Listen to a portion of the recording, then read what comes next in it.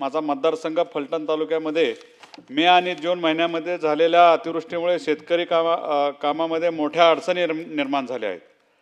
पेरण्या खोळंबल्या असून शेतीत इतर कामे करणे अवघड झाले आहे आणि त्यामुळे शेतकरी आर्थिक संकटात सापडला आहे। तालुक्यात एकूण 10 महसूल मंडळ आहेत।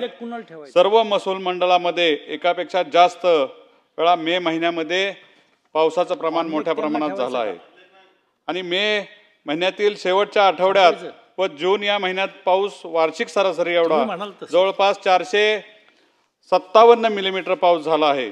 नैसर्गिक आपत्ती अनुषंगाने केलेले पंचनाम्यानुसार बागायत पिकांचे 2186 व फळपिकांचे क्षेत्र 299.88 हेक्टर असे एकूण 2486.73 हेक्टर क्षेत्रावरती म्हणजे 33% जास्त नुकसान झाले आहे।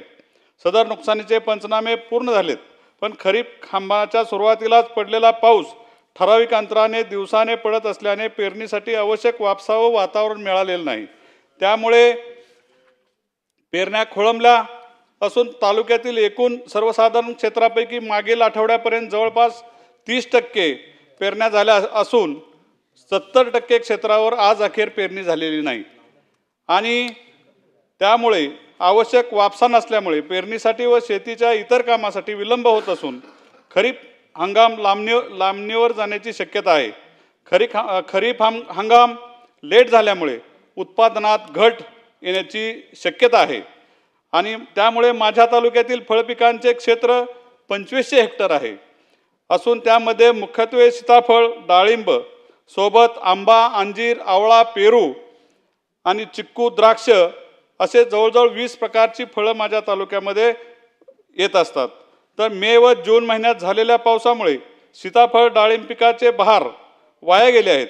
सततच्या पावसाने जमिनी ओलावा राहिला असल्याने इतर फळबागांचे तसेच पालेभाज्या पिकांच्या वाढीवर व उत्पन्नावर मोठा परिणाम झाला आहे आणि त्या परिणामामुळे शेतकरी आर्थिक संकटात आलेला आहे। त्यामुळे पीक कर्ज भरणे अशक्य झाले आहे।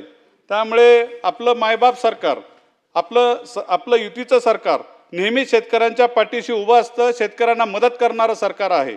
त्यामुळं शेतकऱ्यांच्या अडचणी दूर होतील अशी मी आशा व्यक्त करतो।